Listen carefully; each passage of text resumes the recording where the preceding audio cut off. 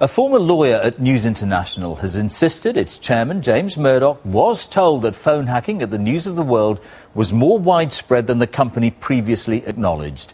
Tom Crone said he told Mr Murdoch about a highly sensitive email which showed that hacking went beyond a single rogue reporter, contradicting previous evidence given by Mr Murdoch to MPs. And in the last hour, the Prime Minister David Cameron has said he did get too close to the Murdochs. Our Home Affairs correspondent Tom Simons reports. The former top brass of the News of the World called in from the rain this morning for yet another grilling by MPs. Colin Myler was the last editor. Tom Crone was an influential lawyer. The inquisition was wide-ranging, but it boiled down to two big questions. Was there a cover-up within News International of the possibility phone hacking was widespread? And what did the company's European boss James Murdoch know? The committee focused on one meeting he had with the two executives about a troubling email that had come to light. The conversation lasted for quite a short period, I would think probably less than 15 minutes or about 15 minutes. It was discussed. The email from a News of the World reporter contained transcripts of messages hacked from the voicemail of a leading figure in football, Gordon Taylor. But it also contained these words, transcript for Neville, which appeared for the first time to show that other staff, Neville Thirlbeck was the paper's chief reporter, were involved.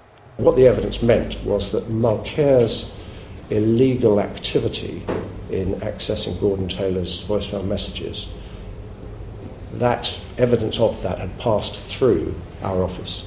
Therefore, News of the World was implicated, certainly at least with knowledge, that Glenn Mulcaire had done that.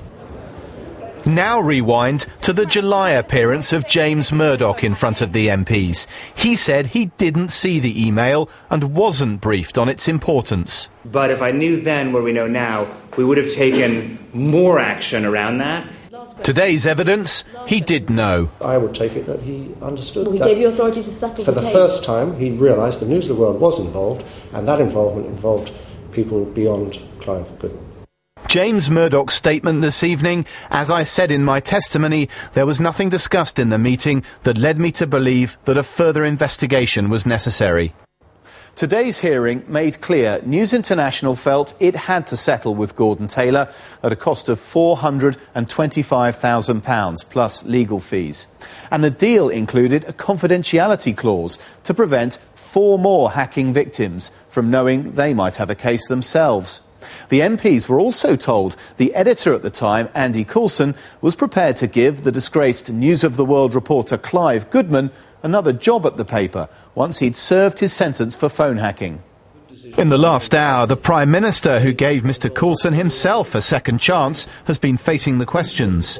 Do you feel that you personally became too close to leading executives of News International? Yes, I think everybody. Look, I think that in terms of spending a lot of time trying to win over, as I say, not just News International. I've met with the editors of The Guardian, the proprietor of The Independent, the BBC. That as leader of the opposition and as Prime Minister, you do want to get your message across. But he said the relationship between the media and politicians needed resetting. Tom Simons, BBC News.